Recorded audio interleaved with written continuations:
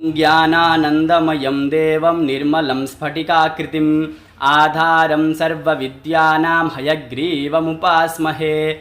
वेदवेदाङ्गवेदान्तन्यायशास्त्रार्थकोविदम् अस्मदाचार्यवर्यं श्रीगोविन्दार्यं समाश्रये। अज्ञानतिमिरान्धस्य ज्ञानाञ्जनशलाकया चक्षुरुन्मीलितं येन तस्मै श्रीगुरवे नमः। निधाय हृदि विश्वेशं विधाय गुरुवन्दनं बालानां सुखबोधाय क्रियते तर्कसङ्ग्रहः। श्रीगणेशं नमस्कृत्य पार्वतीशङ्करं परं मया चन्द्रसिंहेन क्रियते पदकृत्यकं। नमः सर्वेभ्यः नमः संस्कृताय। आप सभी का मैं दंडपाणि आचार्य इस YouTube चैनल पर स्वागत करता हूँ। अभी हमारा यहाँ पर प्रकल्प चल रहा है तर्क संग्रह का पदकृत्य के साथ, तो वहाँ पर पढ़ते पढ़ते अब हम पहुँचे अनुमान खंड में। प्रत्यक्ष खंड को हमने अच्छी तरह से ज्ञान कर लिया है, अब पढ़ रहे हैं अनुमान खंड। अनुमान खंड में भी हमने पिछले पाठ में पढ़ा परामर्श क्या होता है एवं परामर्श के लक्षण के अंतर्गत जो व्याप्ति ज्ञान, उसके बारे में जाना, व्याप्ति किसे कहते हैं। अब जानना है पक्षधर्मता को, क्योंकि हमने परामर्श लक्षण क्या किया था, व्याप्ति विशिष्ट पक्षधर्मता ज्ञानम परामर्श।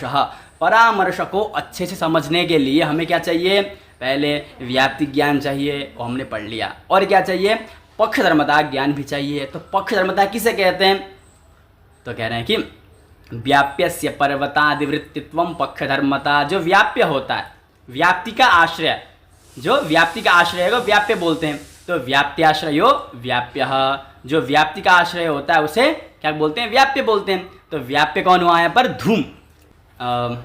क्या बन्ही व्याप्ति का आश्रय नहीं हो सकता, तो बोले नहीं हो सकता। क्यों, उसका व्यभिचार देखा जाता है अयोगोलक पर, अतः व्याप्ति का आश्रय धूम ही बनता है। ठीक है। अतः पर्वतादिवृत्तित्वम अर्थात पक्षवृत्तित्वम, पर्वत अर्थात पक्ष, पक्षवृत्तित्वम पक्षधर्मता। जब व्याप्य अपने पक्ष पर रहे तो उसे क्या कहते हैं, रहना ही पक्षधर्मता कहलाता है। ऐसा ज्ञान करना, अर्थात धूमवान अयम पर्वतः इस प्रकार कहो, अथवा व्याप्यवान अयम पक्षः इस प्रकार ज्ञान करो। यहाँ पर समझाने के लिए पर्वतादिवृत्तित्वम कहा, तो व्याप्यस्य, जब पर्वतादि कहेंगे तो क्या लेना है, धूम लेना है। धूमस्य पर्वतादिवृत्तित्वम पक्षधर्मता, अर्थात पर्वतः धूमवान इति ज्ञानम पक्षधर्मता। अब उसका हम पदकृत्य देखते हैं। ननु ज्ञाता इयं व्याप्ति पक्षधर्मता ज्ञानम इत्यत्र का नाम पक्षधर्मता इत्यपेक्षमाणं प्रति तत्स्वरूपम निरूपयति। अब कहते हैं चलो, परामर्श में हमने व्याप्ति तो जान लिया है, ननु ज्ञाता इयं व्याप्ति, हमने व्याप्ति को जान लिया है।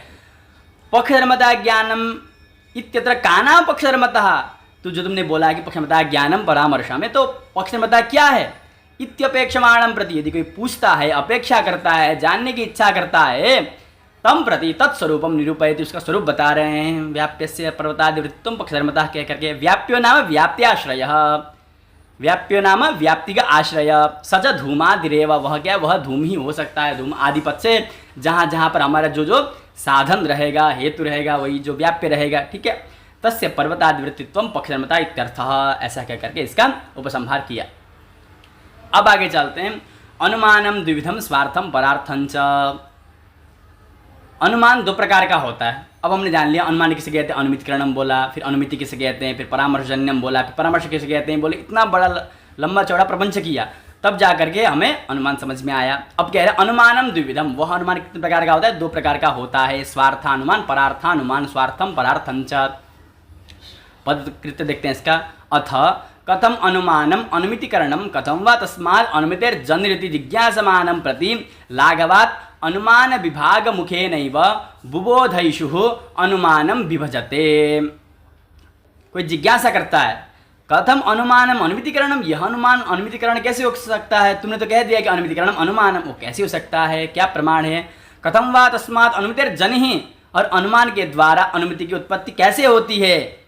यदि कोई जिज्ञासमानं प्रति, यदि कोई इससे जिज्ञासा करता है, अथवा बुबोधयिषु, जो समझाने की इच्छा से, जो जिज्ञासमान के प्रति जो क्या करता है, जो जानना चाहता है उसके प्रति बुबोधयिषु, समझाने वाला क्या करता है, अनुमान को कहता है। अनुमानम विभजते, अनुमान को कहता है, अनुमान के बारे में उसको समझाता है। अनुमानम द्विविधम, अनुमान दो प्रकार का होता है। कैसे, द्वैविध्यम दर्शयति स्वार्थम परार्थम चेति। तत्र स्वार्थम स्वानुमिति हेतु। क्या कहा? स्वार्थानुमिति स्वानुमिति हेतु। स्वार्थानुमान कब होता है? जो अपने लिए प्रयोग करते हैं, जो अपने अनुमिति के लिए जो हेतु बनता है उसे स्वार्थानुमान कहते हैं। तथा ही अब कह रहे हैं किस प्रकार हम जो हेतु बनाते हैं, स्वार्थानुमान कब हेतु बनता है? खुद की अनुमति के लिए।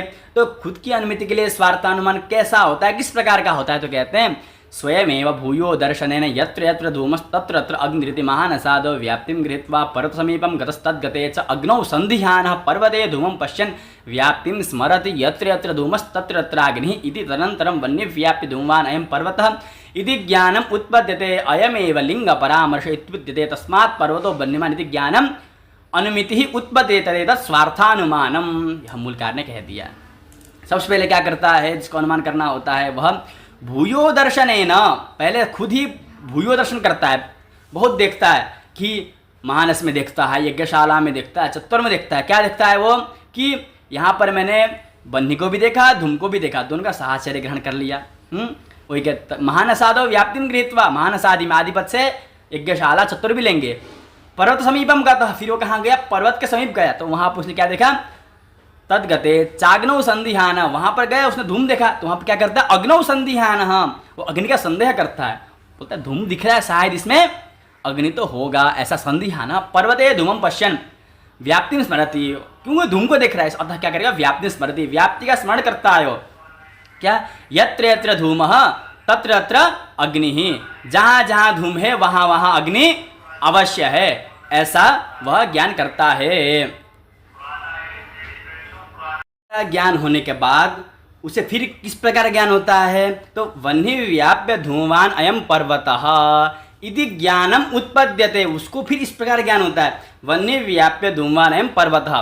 पहले इतना ज्ञान करता है, धूम को देखता है तो व्याप्ति का स्मरण करता है, व्याप्ति का स्मरण करने के लिए कैसे करता है? अभिनय करता है, यत्र यत्र धूमस् तत्र तत्र अग्नि, इस प्रकार का। उसके बाद उसे ज्ञान उत्पन्न होता है, वह्नि व्याप्य धूमान अयम पर्वतः इति ज्ञानम उत्पद्यते। अयमेव लिंग परामर्श इत्युच्यते। इसको क्या कहते हैं? लिंग परामर्श कहते हैं, क्योंकि इसे परामर्श का आकार छुपा हुआ है। व्याप्ति विशिष्ट पक्षमता ज्ञानम परामर्श, तो व्याप्ति विशिष्ट कहा तो वह्नि व्याप्य आ गया, पक्षमता ज्ञान कहा तो धूमवान अयम पर्वतः, यह पक्षमता ज्ञान हुआ। तो इस प्रकार का ज्ञान क्या कहलाता है? लिंग परामर्श इत्युच्यते। यह क्या है? यही लिंग परामर्श है। तस्मात् पर्वतो वह्निमान् इति ज्ञानम अनुमिति उत्पद्यते। अतः क्या होता है? पर्वतो वह्निमान्, ऐसा ज्ञान क्या होता है? वहाँ पर वही ज्ञान अनुमिति कहलाता है, और इस अनुमिति की वहाँ से उत्पत्ति होती है। अर्थात जो हमने जो ज्ञान के लिंग परामर्श से उत्पन्न जो ज्ञान होते हैं उसे क्या कहते हैं? अनुमिति कहते हैं। तदेतत् स्वार्थानुमानम, और इस ज्ञान के प्रति जो हेतु बनता है उसे क्या कहते हैं? स्वार्थानुमान कहते हैं। क्या कहते हैं उसे? स्वार्थानुमान कहते हैं।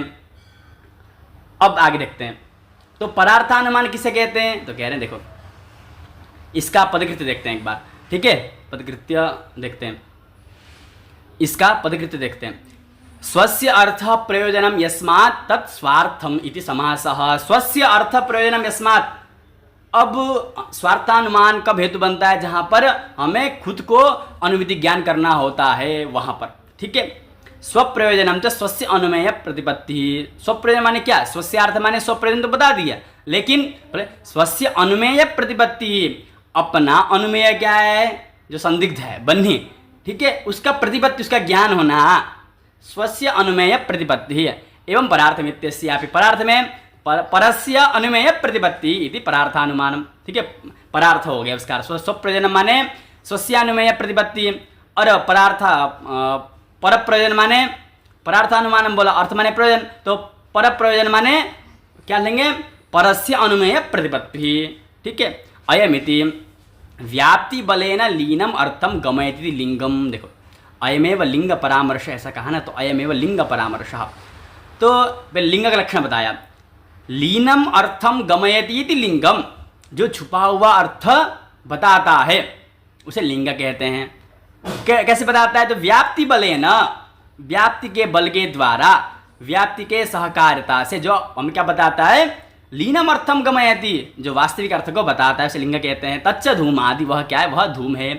तस्य परामर्शो, उसका परामर्श क्या है? उसे ज्ञान विशेष ऐसा कहते हैं। परामर्श मतलब ज्ञान विशेष। तथा किस पर ज्ञान विशेष? तो वह्नि व्याप्य धूमवान अयम पर्वतः इत्याकार ज्ञान विशेष। तस्मात् बोला ना, तस्मात् पर्वतो बन्हीमान इति ज्ञानम अनुमिति उत्पद्यते बोला। तस्मात् अर्थात तादृश लिंग परामर्शात, ऐसा लिंग परामर्श ज्ञान होने के बाद हमेशा ज्ञान उत्पन्न होता है। ठीक है, स्वार्थानुमान उपसंहरति, उसका उपसंहार करें तो दे तत् स्वार्थानुमानम कह करके, अर्थात यस्मात् इदम स्वप्रतिपत्ति हेतु, यस्मात् इदम स्वप्रतिपत्ति हेतु, इदम जो यह अनुमान है वह क्या हुआ, स्वप्रतिपत्ति हेतु हुआ कि नहीं हुआ, हुआ। अतः तस्मात्, इसलिए यह जो है, यह जो लिंग परामर्श है, इस प्रकार का जो लिंग परामर्श है वह क्या कहते हैं, स्वार्थानुमानम, उसे स्वार्थानुमान कहते हैं। उसे क्या कहते हैं, उसे स्वार्थानुमान कहते हैं। तो आज के लिए इतना ही। आशा करता हूँ यह पाठ आप सभी को समझ में आ गया होगा। इससे आगे हम अगले पाठ में पढ़ेंगे। ओम पूर्णमदः पूर्णमिदं पूर्णात् पूर्णमुदच्यते पूर्णस्य पूर्णमादाय पूर्णमेवावशिष्यते। ओम शांति शांति शांति। नमः संस्कृताय, नमः सर्वेभ्यः।